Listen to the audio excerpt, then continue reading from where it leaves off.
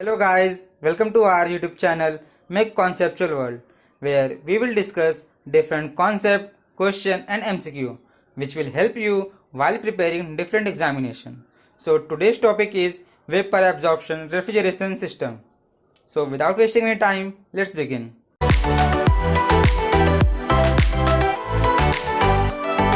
Last video में मैंने vapour compression refrigeration system को डिस्कस किया था, जहाँ पे कंप्रेसर का यूज़ करते हैं वेपर रेफ्रिजरेंट को इवेपोरेटर सेक्शन से विड्रॉ करने के लिए। उसके बाद इस रेफ्रिजरेंट को कंप्रेसर में कंप्रेस किया जाता है, जिसकी वजह से इसका प्रेशर इंक्रीज़ होता है और जो रेफ्रिजरेंट है वो कंडेंसर में एंटर करता है, जहाँ पे हीट रिलीज़ करके इसका फेस चेंज होता है और रेफ्रिजरेंट लिक्विड में कन्वर्ट हो जाता है। इसके बाद इसको एक्सपांशन वाल से पास करते हैं और रेफ्रिजरेंट वापस से इवेपोरेटर में इंटर करता है। ये तो था वीसीआर सिस्टम, लेकिन जो वेपर एब्जॉर्प्शन रेफ्रिजरेशन सिस्टम है वहाँ पे कंप्रेसर की जगह पे एब्जॉर्बर, पंप और जनरेटर का यूज़ किया जाता है। तो हम डिस्कस करेंगे कि ये जो कंपोनेंट है इनकी ये क्या फंक्शन करते हैं। तो पहला एब्जॉर्बर, तो एब्जॉर्बर में मिक्सचर ऑफ रेफ्रिजरेंट और एब्जॉर्बेंट प्रेजेंट होता है, जहाँ पे जो रेफ्रिजरेंट है उसका कॉन्सेंट्रेशन लो होता है, जिसकी वजह से जो सोल्यूशन है ये एक वीक सोल्यूशन होता है। और जो एब्जॉर्बेंट इसमें प्रेजेंट है इसकी हाई एब्जॉर्बिंग कैपेसिटी होती है पर्टिकुलर रेफ्रिजरेंट के लिए। तो जो एब्जॉर्बेंट है ये वेपर रेफ्रिजरेंट को एब्जॉर्ब करता है, जिसकी वजह से जो वीक सोल्यूशन है वो स्ट्रॉन्ग सोल्यूशन में कन्वर्ट हो जाता है। नेक्स्ट पंप, जो ये स्ट्रॉन्ग सोल्यूशन यहाँ पे आया उसका प्रेशर इंक्रीज करते हैं with the help of pump और इसके बाद ही जनरेटर में इंटर करता है। तो जो स्ट्रॉन्ग सोल्यूशन है ये लिक्विड स्टेट में है, इसलिए यहाँ पे पंप का यूज़ किया जा रहा है। तो पंप क्या लिक्विड को हैंडल करता है। So for steady flow devices जो वर्क इनपुट होता है वो integral of V D P होता है, जहाँ पे जो वी है ये स्पेसिफिक वॉल्यूम है। तो यहाँ पे जो पंप लिक्विड को हैंडल कर रहा है, इसलिए यहाँ पे क्या आया स्पेसिफिक वॉल्यूम ऑफ लिक्विड। तो जो स्पेसिफिक वॉल्यूम ऑफ लिक्विड होता है ये स्पेसिफिक वॉल्यूम ऑफ वेपर से कम होता है, जिसकी वजह से जो पंप है इसमें लेस वर्क इनपुट करना पड़ता है कंपेयर टू कंप्रेसर जो कि वेपर को हैंडल करता है और जहाँ पे हाई वर्क इनपुट होता है, जिसको वीसीआर सिस्टम में यूज़ करते हैं।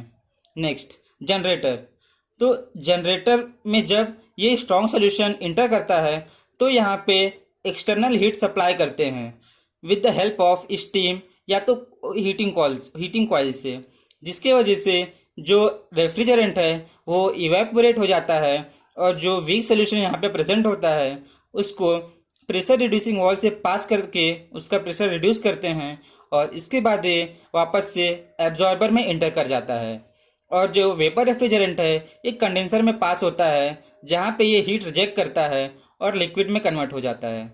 इसके बाद इसको एक्सपांशन वॉल से पास करते हैं और वापस से ये इवेपोरेटर सेक्शन में इंटर करता है। तो ये था working of vapour absorption refrigeration system. यहाँ पे एक इम्पॉर्टेंट चीज़ ये है कि जो हमने वीसीआर सिस्टम डिस्कस किया था वहाँ पे हम कंप्रेसर में वर्क इनपुट करते हैं और जो वर्क होता है ये एक हाई ग्रेड एनर्जी होता है, लेकिन जो वेपर एब्जॉर्प्शन रेफ्रिजरेशन सिस्टम है यहाँ पे हम हीट सप्लाई कर रहे हैं जो कि एक लो ग्रेड एनर्जी है। तो ये एक एडवांटेज है वेपर एब्जॉर्प्शन रेफ्रिजरेशन सिस्टम का। इसमें some amount of work input भी होता है पंप में, लेकिन वो बहुत स्मॉल होता है, इसलिए उसको नेग्लेक्ट करते हैं। Next COP of VAR system, तो जो सीओपी है ये क्या होता है, desired effect upon work input plus heat supplied. तो जो सीओपी हो गया इक्वल टू डिजायर्ड इफेक्ट। यहाँ पे डिजायर्ड इफेक्ट क्या है, जो हीट है उसको सिस्टम जो रेफ्रिजरेटिंग स्पेस है वहाँ से एक्सट्रैक्ट करना। तो Q E upon work input, जो पंप में मैंने वर्क इनपुट किया और जो हीट सप्लाइड जो कि हीट सप्लाई किया गया जनरेटर में, तो ये मेरा सीओपी हो गया। लेकिन जो डब्ल्यूपी है ये वेरी स्मॉल होता है, इसलिए जो डब्ल्यूपी है इसको नेग्लेक्ट करते हैं। तो जो सीओपी है वो क्या हो गया मेरा क्यू ई अपॉन क्यू जी। और जो मैंने हीट एक्सट्रैक्ट किया ये क्या हो गया मेरा रेफ्रिजरेटिंग इफेक्ट। और ये जो क्या है QG मतलब जो हीट मैंने सप्लाई किया जनरेटर में। यहाँ पे COP का एक फॉर्मूला और है, जो COP होता है is equal to TG minus T0 upon TG into TR divide by T0 minus TR। तो अगर आप इसका डेरिवेशन चाहते हैं तो आप नीचे कमेंट कर सकते हैं और मैं ये डेरिवेशन अपने फेसबुक पेज पे अपलोड कर दूंगा। तो ये भी एक COP का फॉर्मूला है, जहाँ पे जो TG है ये टेम्परेचर इन जनरेटर और T0 सराउंडिंग टेम्परेचर होता है, और जो TR है ये टेम्परेचर इन रेफ्रिजरेंट है। तो ये एक इम्पॉर्टेंट फॉर्मूला है जिसके बेस्ड पे बहुत सारे क्वेश्चन आते हैं गेट, ESC, SSC और भी बहुत एग्जाम में। तो ये COP का फॉर्मूला हुआ और ये भी एक COP का फॉर्मूला है, तो दोनों को इक्वेट करेंगे refrigerating effect upon heat supplied इन जनरेटर। तो ये COP का फॉर्मूला है जो कि बहुत इंपॉर्टेंट है। तो ये जो वेपर एब्जॉर्प्शन रेफ्रिजरेशन सिस्टम है, हम सोलार एब्जॉर्प्शन सिस्टम में भी इसका यूज़ करते हैं, क्योंकि जो हीट हमने सप्लाई किया जनरेटर में वो कहाँ से हम लोग लेके आएंगे, वो सोलार सिस्टम से हम जनरेट कर पाएंगे हीट, और ये हीट को मैं जनरेटर में सप्लाई करूँगा। तो जो सोलार एब्जॉर्प्शन सिस्टम है उसमें भी वेपर एब्जॉर्प्शन रेफ्रिजरेशन सिस्टम का यूज़ किया जाता है। Next, ammonia water VAR system. तो ये कैसे वर्क करता है देखते हैं। तो यहाँ पे जो NH3 है ये एज ए रेफ्रिजरेंट वर्क करता है, और जो मेरा वाटर है ये एज एब्जॉर्बेंट वर्क करता है। तो कंसीडर करते हैं कि जो अमोनिया है ये इवेपोरेट हुआ और यहाँ पे वेपर में कन्वर्ट हो गया। तो जो एब्जॉर्बर है यहाँ पे अमोनिया और वाटर का एक वीक सोल्यूशन प्रेजेंट होता है। तो एब्जॉर्बर में एक वीक सोल्यूशन प्रेजेंट होता है, और ये जो H2 है इसकी हाई कैपेसिटी होती है अमोनिया को एब्जॉर्ब करने के लिए।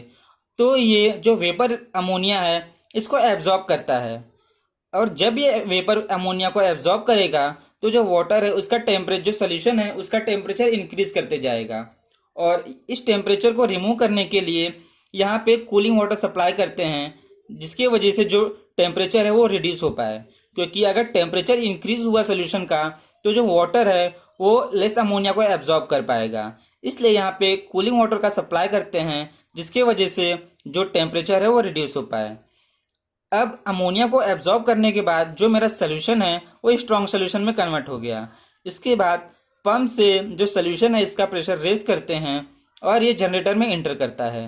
जनरेटर में इंटर करने के बाद यहाँ पे हीट सप्लाई की, एक्सटर्नल हीट सप्लाई किया जाता है, या तो स्टीम से या तो हीटिंग कॉइल का यूज़ करके, जिसके वजह से जो अमोनिया है वो इवेपोरेट हो जाता है, और जो वीक सोल्यूशन है वाटर और सर्टेन अमाउंट ऑफ अमोनिया उसको प्रेशर रिड्यूसिंग वॉल से पास करते हैं और ये एब्जॉर्बर में इंटर करता है। इसके बाद ये अमोनिया कंडेंसर में इंटर करता है, जहाँ पे ये हीट रिजेक्ट करता है और लिक्विड में कन्वर्ट हो जाएगा, और ये लिक्विड अमोनिया को एक्सपांशन वॉल से पास करेंगे, जिसकी वजह से इसका प्रेशर और टेम्परेचर रिड्यूस होगा और ये यहाँ से इवेपोरेटर में इंटर करेगा। इवेपोरेटर में जब ये इंटर करेगा तो ये हीट को एब्जॉर्ब करेगा फ्रॉम रेफ्रिजरेटिंग स्पेस, जहाँ पे मुझे कूलिंग को मेंटेन करना है, जिसके वजह से जो अमोनिया है वो वेपर में कन्वर्ट हो जाएगा, और जो प्रोसेस है ये मेरा रिपीट होते जाएगा। तो जो ये ammonia water vapour absorption refrigeration system है ये मोस्टली कहाँ पे यूज़ किया जाता है, इंडस्ट्रियल एप्लीकेशन में। तो ये एक important vapour absorption refrigeration system था जिसको मैंने यहाँ पे डिस्कस किया। I hope you like this video, so please share and subscribe to my channel, and don't forget to hit the bell icon to have more conceptual learning.